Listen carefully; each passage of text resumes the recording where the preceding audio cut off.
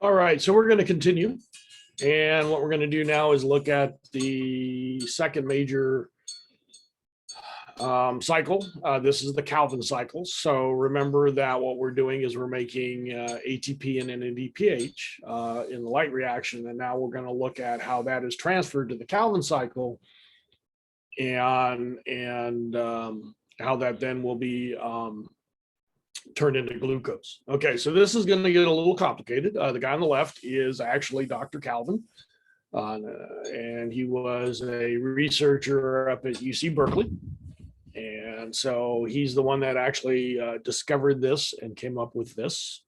And so you can hate him, don't hate the messenger.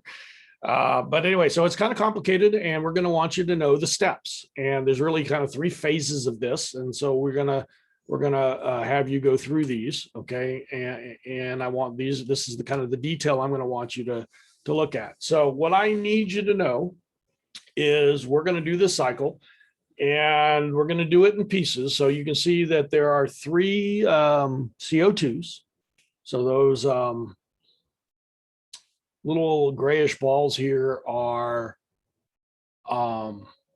carbons. So we're going to take three CO2, so we have three carbons. And I want you to know that that is going to be attached to something called ribulose bisphosphate. And that is always simplified as RUBP. Okay, so that's the abbreviation, ribulose bisphosphate. Okay, and I want you to look at that because that is a 5-carbon sugar. Okay, you can count the 5. Okay, so what's happening is I have 3 5-carbon sugars that are sitting there. And then I have 3 CO2s that are coming into the plant, and they come together, with an enzyme. That enzyme is called Rubisco. And Rubisco puts these together to make 6 3-phosphoglycerates. Okay, so it makes, and this is where you're going to get confused with these numbers. We have 6 of these. It's called 3 because there are 3 carbons in it, 3-phosphoglycerate. So if you do the math, I had 5 carbons here and I have 3 molecules of that, so I have 15. I'm adding 3 CO2, so there's another 3. 15 plus 3 makes 18 carbons, which is going to be my 6 3-phosphoglycerates. So that's called carbon fixation. Fixation means I'm taking something in a gaseous form and I'm putting it into a solid form. Okay, so once again, I have 3 ribulose bisphosphates, or 3 RUBPs, which are a 5-carbon sugar. I'm attaching that to 3 CO2s, which again is a gas. I'm doing that with something called Rubisco, which is an enzyme.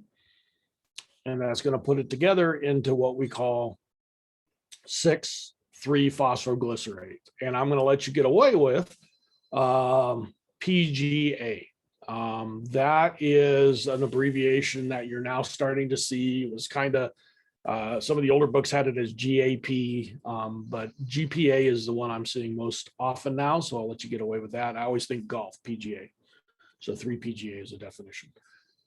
All right, so then I have my 3-phosphoglycerates. Now what I need you to know is the second portion is what we call reduction. Again, remember, reduction is the taking in of electrons. And so what we're going to do is reduce these things, and we're going to change them. And got some bad news. This is where it gets a little more complicated. Okay, so here's what you need to know. You need to know that these 6 3-phosphoglycerates, or 6 3-PGAs, get converted to another molecule, which is 1,3-bisphosphoglycerate.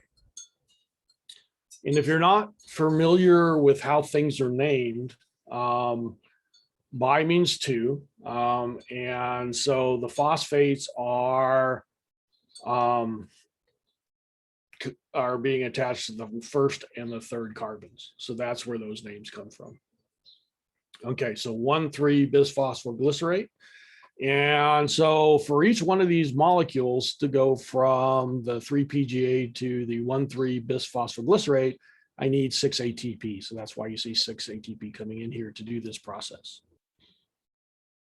All right. From there, these molecules now, and again, I have 18, are flipped over to another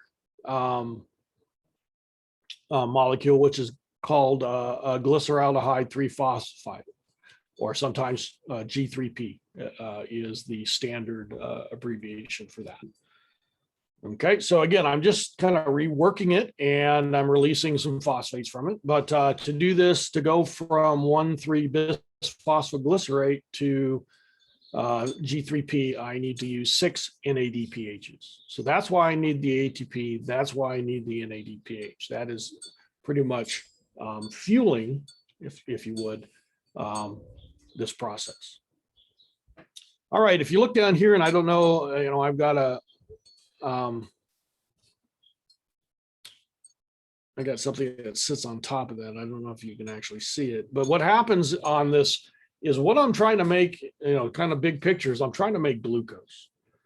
Okay, so what I need you to realize is that's not what I've made. I've made, what's going to happen is I'm going to take one of those G3Ps and I'm going to pull that off. So that's only 3 carbon sugar.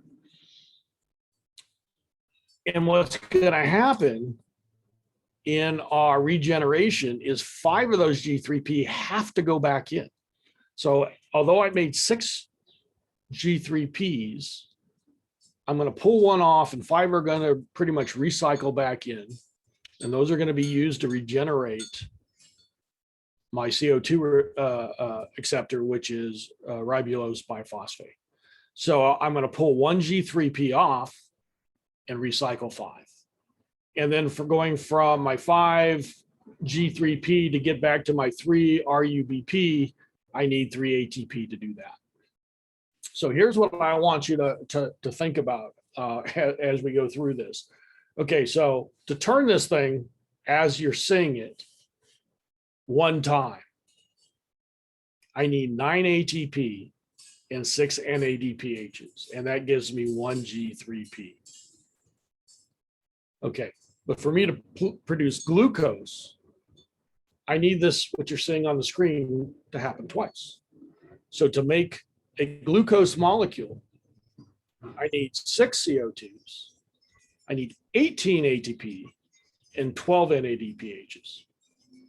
And that's what it's going to take to drive the Calvin cycle to make glucose molecules. So that's what I want you to know. All right, the last thing I want you to think about, and I think I'm going to do this, I know I'm going to do this in our Zoom session, is why the difference